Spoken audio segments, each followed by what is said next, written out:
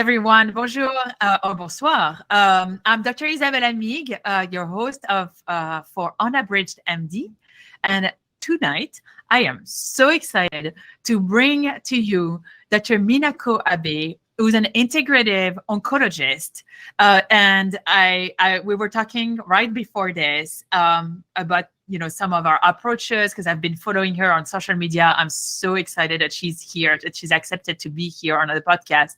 I think you're going to be mind blown today. And without further ado, Dr. Minako Abe, would you tell us a little bit your story? You're in Tokyo, but you're trained in the US. Tell us about how you got there.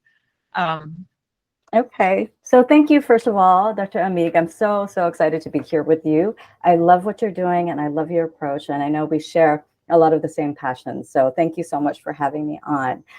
So my path is quite non-traditional, I think. I grew up in Tokyo as a child, and then moved to the United States for college, and basically stayed there for many, many years. And I started out as an ER doctor, actually in New York City. So for 15 years, I practiced ER medicine in New York City and in New Jersey. And I loved working in the ER. It was wonderful. But I realized that about 80% of my patients that I was seeing, they were there for things that could potentially be avoided, that could have been potentially prevented by lifestyle.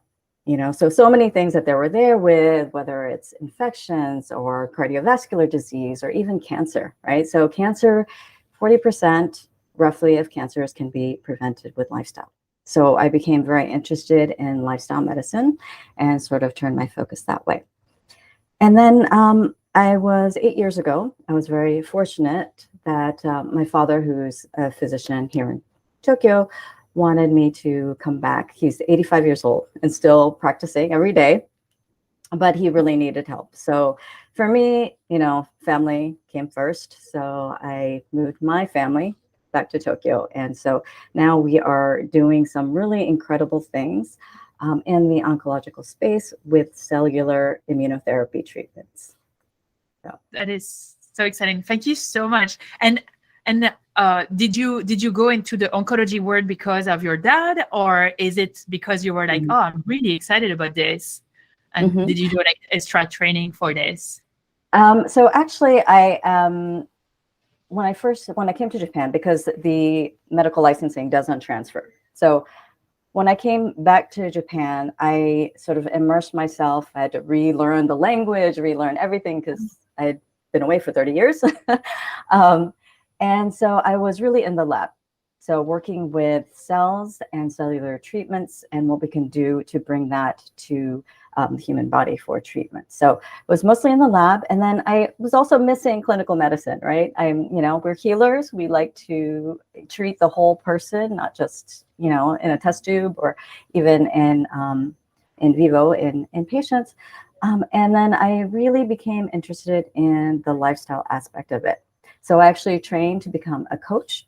So I do coaching of lifestyle medicine and how that helps heal the body alongside our treatment with immunotherapy and cancer, and also just bringing in the lifestyle, how to eat better, sleep better, move your body, and also how to relax and bring your mind into a healing space to treat the patient alongside with our treatments. So. This is so fascinating. I think that's why I love medicine so much, is that you can never be bored here. You ever do, you do science and then you realize how mindset is so important to heal. And if I'm sure you've had those where you're like, oh, I'm going to take care of my cells, and you're talking about those cells as those kids that you have to nurture. And I've always been fascinated by this, because it's like, it's as long as something is alive, you have to take care of it, you have to nurture it, and then going to the clinical aspect of things as a healer. I love this, because I think that we do this. We like people who truly do this, they do it because they feel like they are healing, and we get positive reinforcement with just just having our patients do better, we get like a high. I don't know, like for me, I'm always so happy when my patients are better. So this is very interesting. So I'd like to jump in right there about a post that you had very recently about how you mentioned that sometimes when we have a condition or a disease, we may want to look at it from, our body is failing us, and then you're asking the audience to shift their view and to say, hey, no, actually, your body is trying its best, and you just need help. You need to help it. Tell us a little bit more about this, because that's really how I approach my patients and how I approach everything in life in general. I just think that our body are so amazing, and sometimes they are not perfect. Nothing is perfect, and you just need to help. Tell us more. I agree with you 100%. So I feel like, in modern medicine, the way we're taught, right?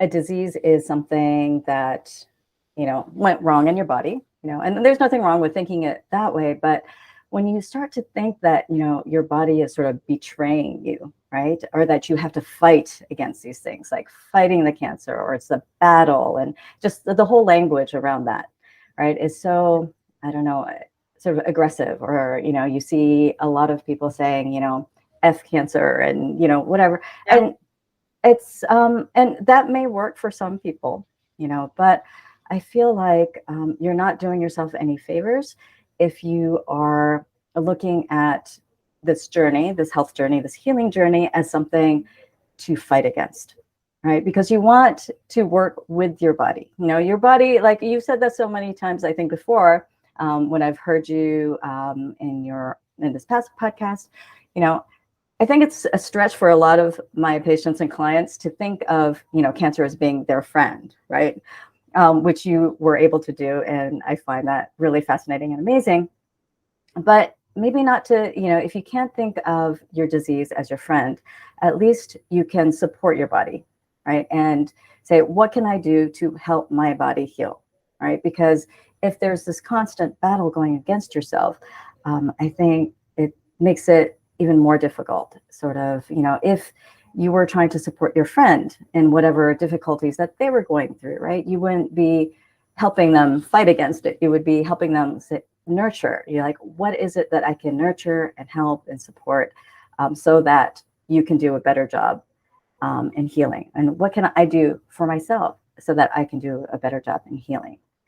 So I think in the cancer world, especially, most of the treatments are, you cut out the tumor, you irradiate the tumor, you feed it poison to try and kill it, and that is all important in terms of doing better in the long term and in getting rid of the cancer. Those are very, very important things. But at the same time, what can you do to help yourself in supporting your healing from within, from the inside? This is so powerful. I mean, I don't know if for whoever is just listening and not seeing, I'm like literally nodding the whole time. I mean, you're like speaking in my language here. So many gems here. The F, the cancer, I had so much issues with this because, oh man, I just love my body. Like, I don't know how to explain this. I love everyone's body in the sense of, when we train, I remember still training and learning about anatomy. And I'm not really good at anatomy because it was in second year. And in France, the first year is the hardest. So you study a lot. And second year, I was like, I need a break. But I remember like just looking at anatomy. It was a very powerful way for me to sleep. And just thinking like, man, we are so well done. It's unbelievable. I mean, it's like things are working and like this is just an anatomy. And then when you're thinking of the cellular level or like the humoral level or like, those inflammatory, when in rheumatology, we think of inflammatory signaling, it's so well done. And so to me, I was like, no, I'm not gonna see this as when I heard the F, the cancer, I was just thinking how for me, when I was going through this, and for me, like a really important thing was to realize that this like, because there's a threat when there is the word cancer, or when there is any condition, any disease, to kind of realize that right now is not the time to, one, have fear, although you may have fear, but like not let it consume you, and two, not fighting, but rather using the energy to heal, right? Like, so to me, it's so important that we use the energy to heal. And I say this to all of my patients: don't be in this position where you're fighting against your body. We're helping your body to go back into balance. So I really, like, this really resonated to me. And then there's this whole discussion about how we are treating cancer. So Dr. Minako, Yes. when you started treating cancer, and you may still do this, we used to even like do bone marrow transplant for patients with breast cancer, and then we stopped it because we realized that it was killing more. Like, they were getting rid of the cancer, but they were also getting rid of the patients because it was too much. Right. There was too much immunosuppression. So there is a shift currently in oncology, and it's happening in rheumatology as well. But in oncology, you guys are like 10 years ahead of us. And what I'm seeing is that we're not taking a gunshot approach anymore. We're trying to support the immune system. Can you just maybe tell a little bit of history of how we treat cancer, like, from 20 or 30 years ago to now, and what you are doing currently in your clinic? Because I find it very, very interesting. Right. So it's really fascinating. Actually, if you go way, way, way back in history, like ancient Egyptian times, right? They actually were the first surgeons, and they would actually cut out mass, right? Especially if it was close to the surface. So there's these historical records of like a breast mass that they were actually able to surgically cut. And then the second thing that they did was they actually applied this inflammatory sort of paste to the area to bring the immune systems there. And it would cause, through this inflammatory reaction, to cause the immune systems to travel there. And the immune cells were actually killing off the cancer cells. So that's the very, very first record that we have of sort of immune therapy. All right. And then as history marches on, we found during World War II, right, there was a lot of poison gases that they used. And they realized that poison gases, they can also kill cells. Marie Curie, she found that, radiation can also cure or kill cancer cells, right? But the problem with these treatments is they're not specific, like you said. They may kill the tumor, but they may also kill the patient. So the question is, dosing, and then how do you protect the other, your healthy cells so that you remain healthy? And I think we discussed online about fasting, right?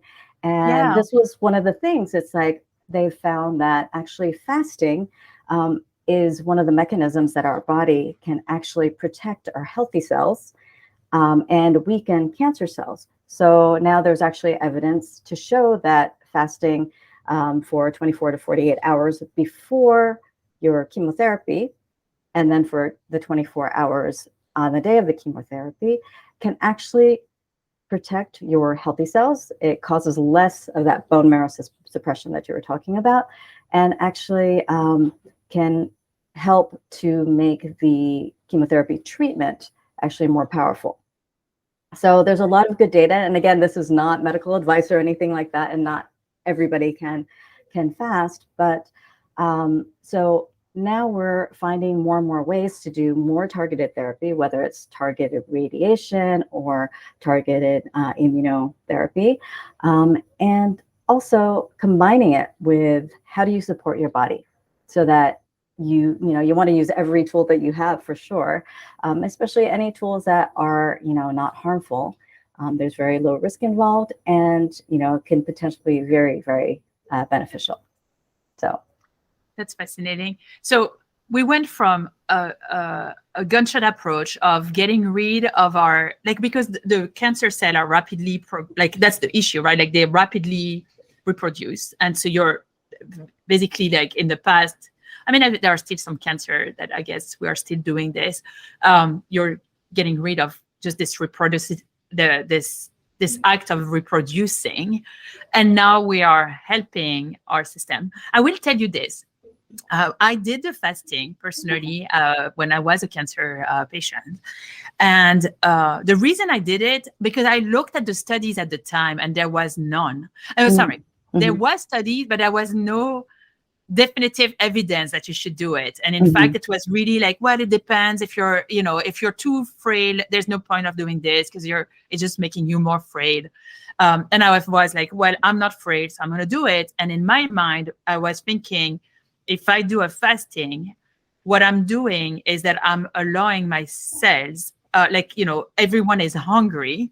And the moment there is chemo, the chemo is just going to go, to the most hungry cells. And those most hungry cells are probably the cancer cells. That's how I kind of I did it. And the truth is that I actually, not that I enjoyed it, but it made me feel empowered of doing something. So it's actually, I'm just super interested in, and it's really cool to hear that there is now data to support this, when at the time it was sort of unhinged and just well, maybe there is some data that are saying yes, some data it's not clear. At the cellular level, it was pretty clear, but not in vivo, in patients. So first of all, I just wanted to acknowledge that sometimes if your intuition tells you that this may work, and if it's not going to harm you, just go with your intuition, right? So that's a number one. I think that as patients, when you are a patient, you have to kind of listen to your intuition. What is your intuition telling you? And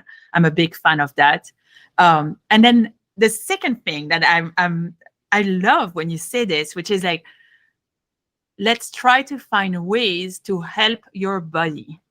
And that kind of gets us into this piece of a holistic approach, right? This I'm taking care of the full person.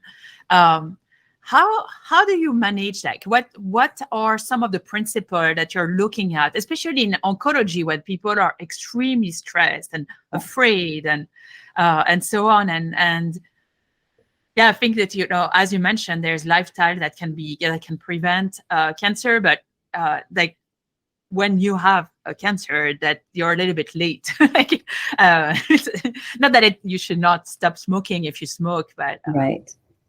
And first of all, I think that's brilliant that you came up with your own fasting plan, and I love that the data is catching up to showing that what you did was absolutely correct. And I think what you said was really important was about being empowered and feeling empowered. And being able to know that, maybe there are a few things that you cannot control when it comes to your illness, but there's so much that you can control. And I would counter that, it's never too late, right? There's always room for improvement, whether it's, eating better or sleeping better or, being able to start to exercise. And I think for you also, it's you were very intentional about continuing to move your body. So all of these things are so important. They really give the patient a sense of empowerment that they're actually doing something good for their health. And I think that is huge because especially with stress and, fear and all of these things that are running through the heads of, patients who have cancer, is that there's so much that's out of their control, right? And then getting back that control, because once you have a plan, you feel so much better, right? It's when, even if you're going through your treatments, it's okay, well, I'm going to see you every, 2 weeks, and this is what we're going to do, and this is, the plan. As long as you have a plan to follow, I think people feel kind of settled.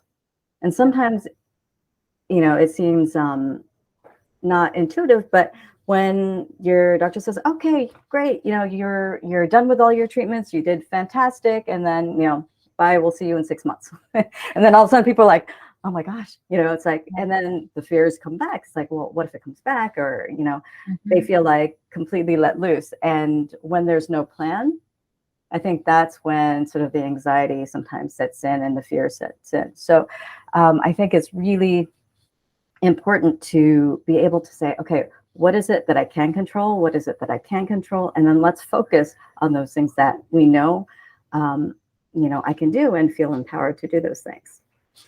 Yeah, this is this is so important. It's the empowerment of patients is something that the medicine currently is. I think that the state, and I don't know how it is in Tokyo, but I would say that, like even in France right now, when I hear some of my former colleagues say, like it's less and less time with the patients. Yeah. And I don't know that you can empower patients with 20 minutes or 15 minutes when really you have to go to the core of their fear and what they want, what they wish, and so on. This is really, I know the word powerful keeps coming back to me as we are talking. I really, you're mentioning movement, you're mentioning nutrition, you're mentioning some treatment at the cellular level.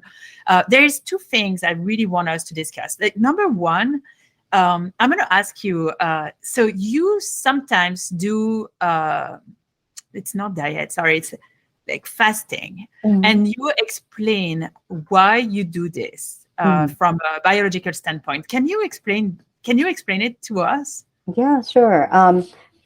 Yeah, I recently did a little bit of fasting. Again, I'm not a huge faster. I love food. But the reason why I did it was in our clinic, we actually do something called regenerative medicine. So it's basically cellular medicine using your own cells.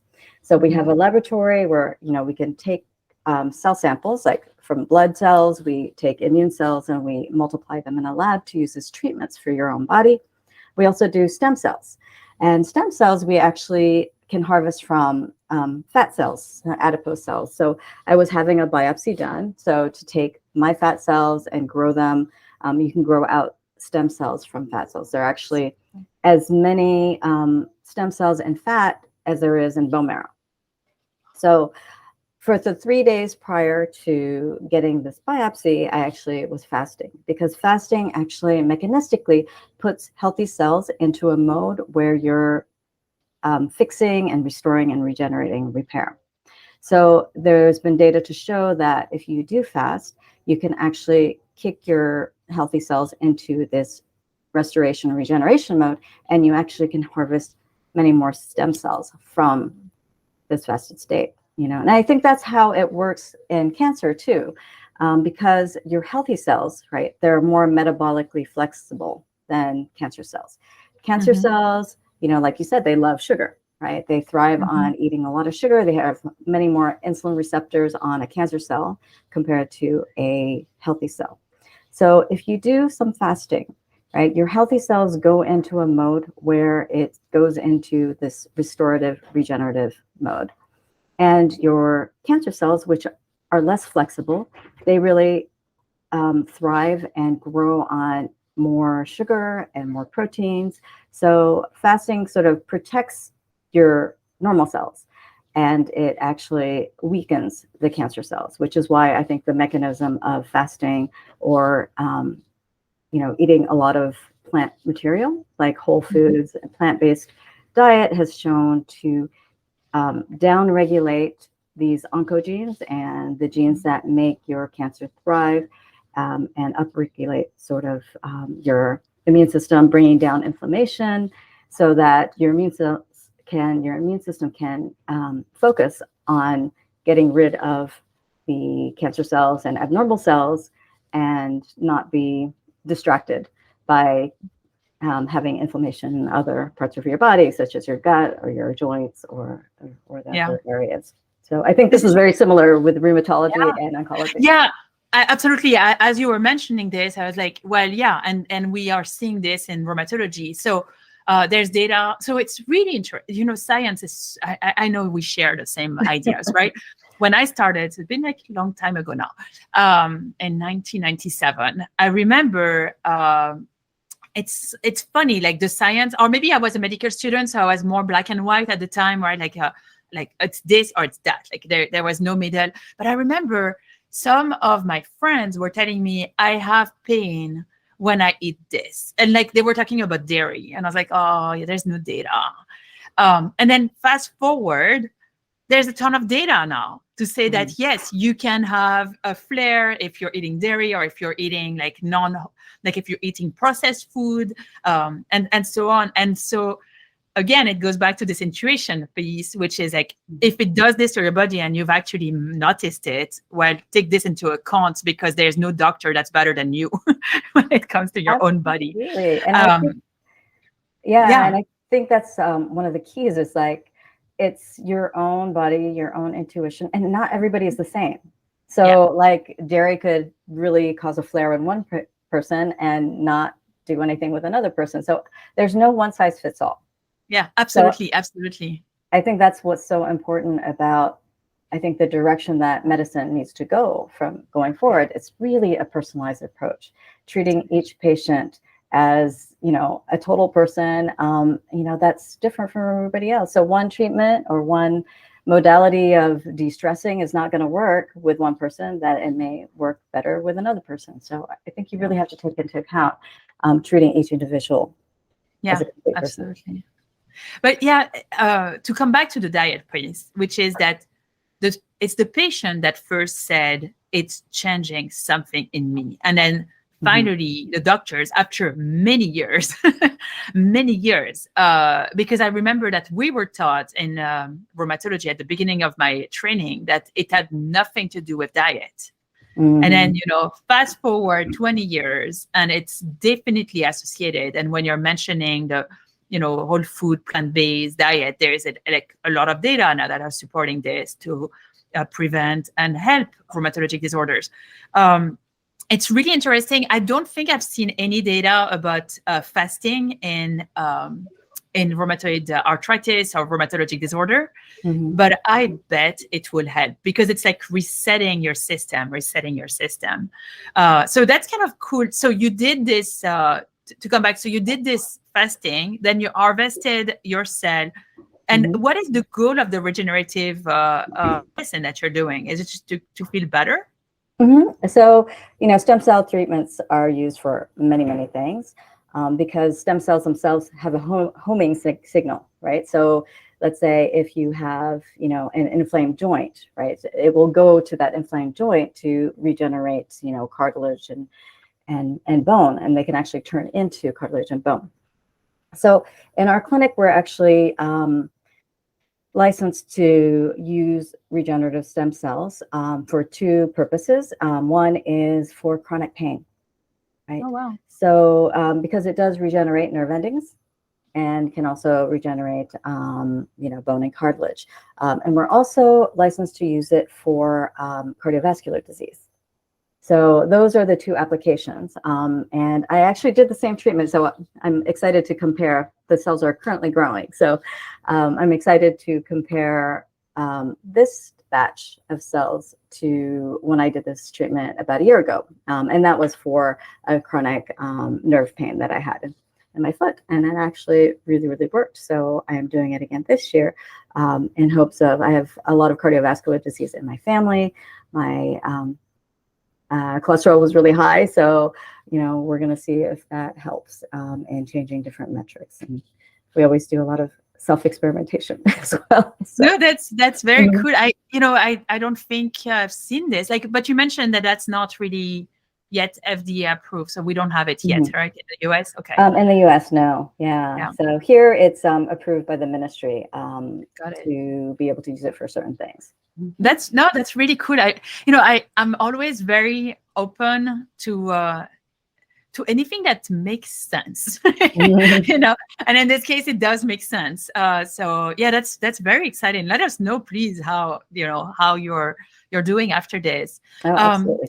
Yeah, and you know, to sort of finish, I like to finish my podcast with a history of hopes, because I think that's the most important thing. Hope driven by science.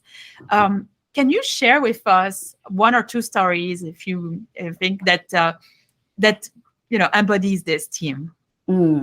So there's a lot, right? You know, in terms of the immune cell therapy that we've had, right? Because I know you were stage 4, and so a lot of patients who, you know, have stage 4, they lose their hope. And especially depending on the doctors that they go to, they may be like, oh, I'm sorry, we can't do anything for you. So we actually had a case where we had a patient come in and, he had already gone through, the basic chemotherapy, and they said he had stomach cancer. And it was, because it was stage 4, that, surgery was not an option for him. So, but he didn't want to give up. So he found us, and our treatment is, approved by the ministry, but it's not covered under national health care, because in Japan we have national health care. So it's, an extra. So he came to us and said, I really want to try this. So we actually took him on as a patient, and we created a cancer vaccine for this patient with something called dendritic cells. So dendritic cells are a special type of immune cell that we knew this patient had certain elevated biomarkers, right, in its tumor. So we used that as a target, and we actually created a cellular cancer vaccine for this patient. We injected him with this cancer vaccine, and we also treated him with something called natural killer cells. So natural killer cells are another very specialized immune cell that can actually recognize, infected cells, defected, elderly, old cells, or cancer cells.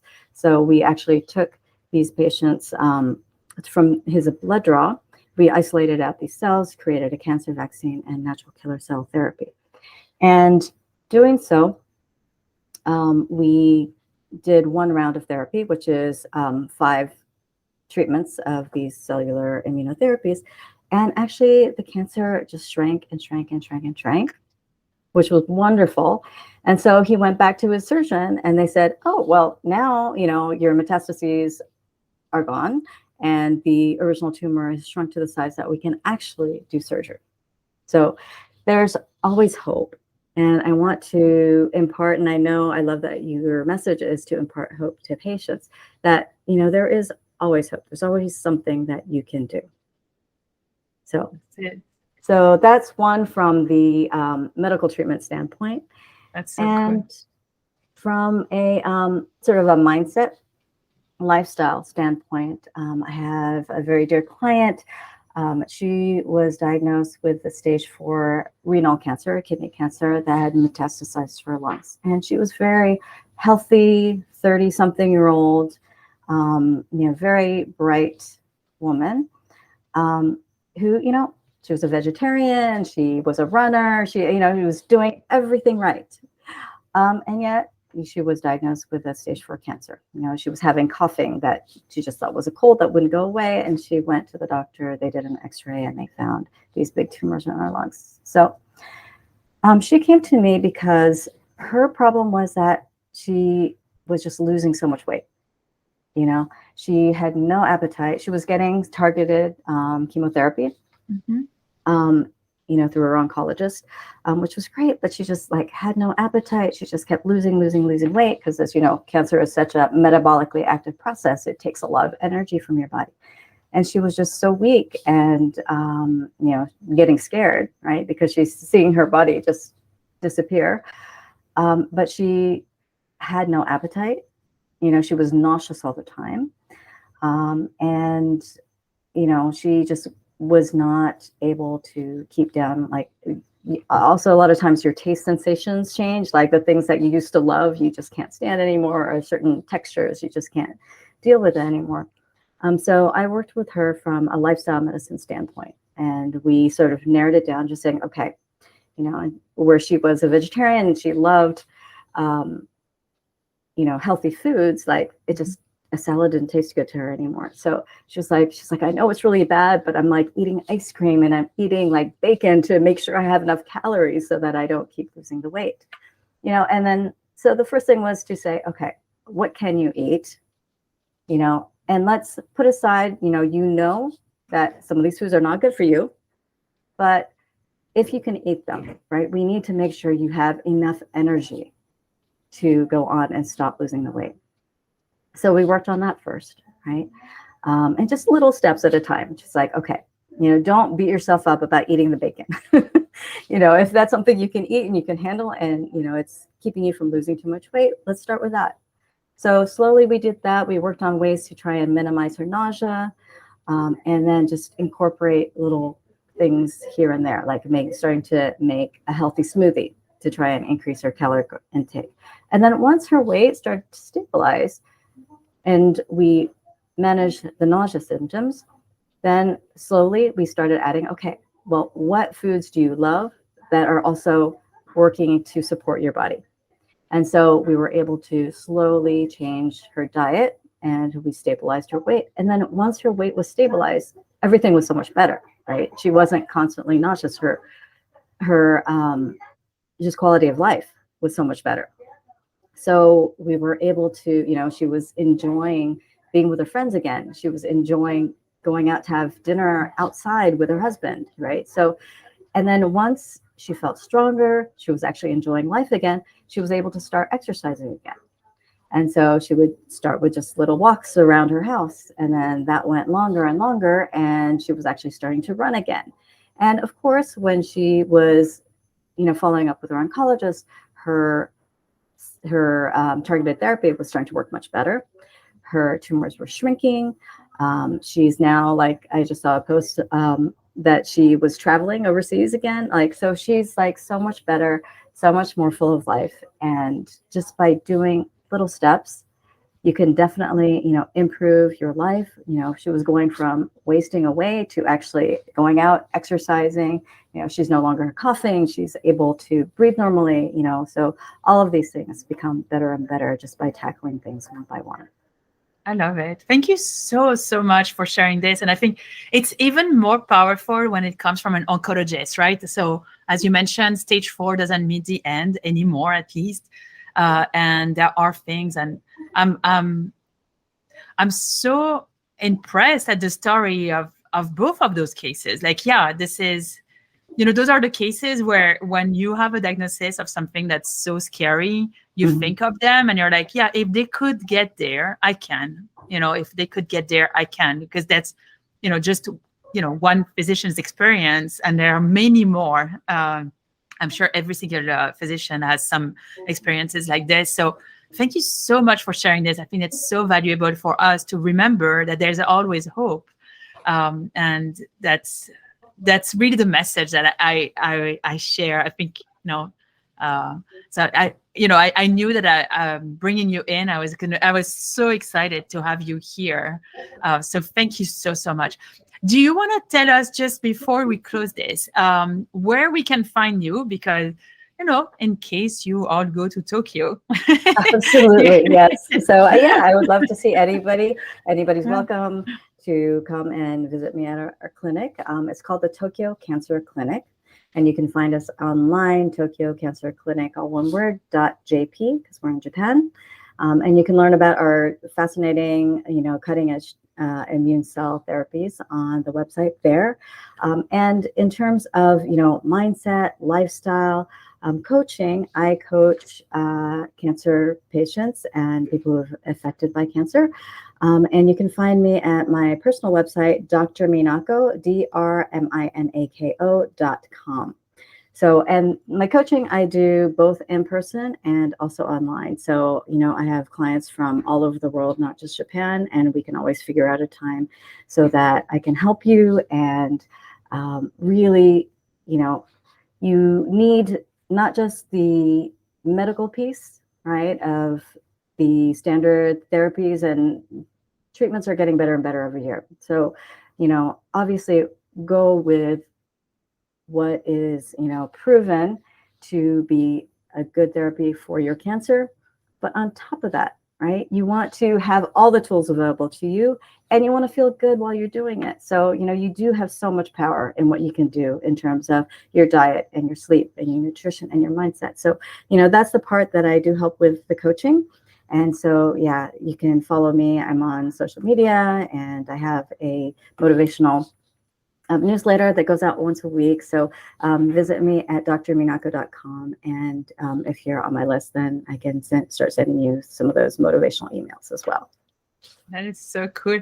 Thank you so much, Dr. Minako. And again, if you are in the Denver area or you're looking for a rheumatologist, we are accepting new patients. It's the first direct care rheumatology office in the Colorado area, in Colorado State. And we are accepting new patients at unabridgedmd.com. You can contact us at info@unabridgedmd.com. Or you can just put your information on the website at unabridged.com. Dr. Minako, it was such an honor to have you on the podcast. I have to say that if I had known you before, I would definitely have been one of your patients. And thank you so much for doing this. I think, we definitely need more Dr. Minako in the world. And so thank you so much for being here. Oh, thank you so much, Dr. Abe. And I love the work that you're doing. And I love that we're very much like-minded in our approach. And so I'm very honored to be part of your podcast. Thank you.